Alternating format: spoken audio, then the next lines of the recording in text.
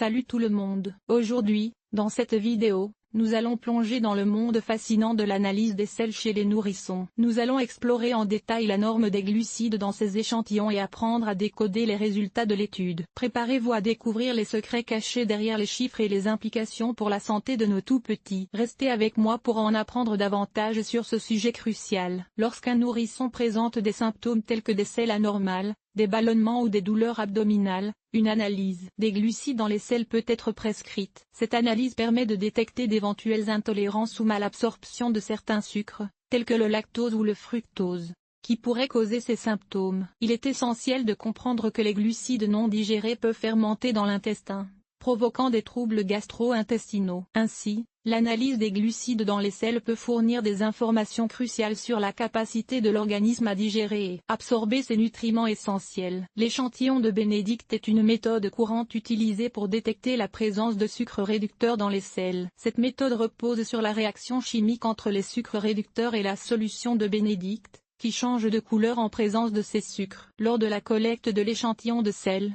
il est important de suivre des règles strictes pour garantir des résultats fiables. Assurez-vous de prélever un échantillon frais et non contaminé, en évitant tout contact avec l'urine ou l'eau des toilettes. Il est recommandé de conserver l'échantillon au réfrigérateur jusqu'à son analyse en laboratoire. Pour une analyse précise des glucides dans les selles, il est crucial de respecter certaines règles de collecte des échantillons. Assurez-vous de prélever un échantillon représentatif en évitant les résidus de papier toilette ou les urines. Utilisez un récipient propre et sec pour recueillir l'échantillon, en veillant à ne pas contaminer les selles avec d'autres substances. Après la collecte, scellez soigneusement le récipient et étiquetez-le correctement avec les informations nécessaires, telles que le nom du nourrisson, la date et l'heure de la collecte. Il est recommandé de remettre l'échantillon au laboratoire dans les délais spécifiés pour garantir des résultats précis. En suivant ces règles de collecte et en comprenant le processus d'analyse des glucides dans les selles, il est possible d'obtenir des informations précieuses sur la santé digestive d'un nourrisson et d'identifier d'éventuelles anomalies qui pourraient nécessiter une prise en charge spécifique. Lorsqu'il s'agit d'analyser les selles d'un nourrisson pour évaluer le contenu en glucides, il est essentiel de suivre des étapes précises pour garantir des résultats fiables. Tout d'abord, il est recommandé de préparer le nourrisson en veillant à ce qu'il soit dans un environnement confortable et détendu. Assurez-vous que le nourrisson ait récemment fait ses besoins pour obtenir un échantillon frais. Pour collecter l'échantillon de sel,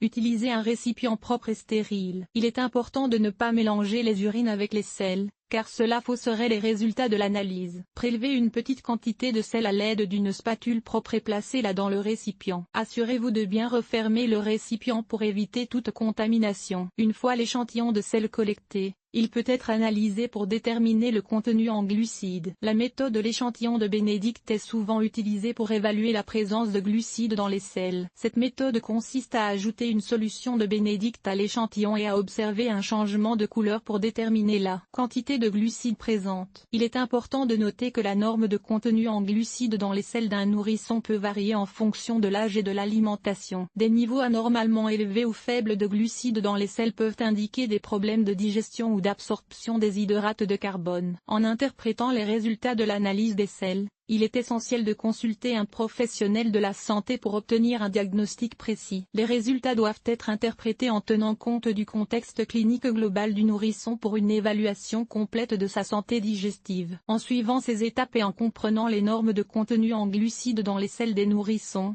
il est possible de fournir des informations précieuses sur la santé digestive de l'enfant. N'oubliez pas de consulter un professionnel de la santé pour toute question ou préoccupation concernant les résultats de l'analyse des selles de votre nourrisson.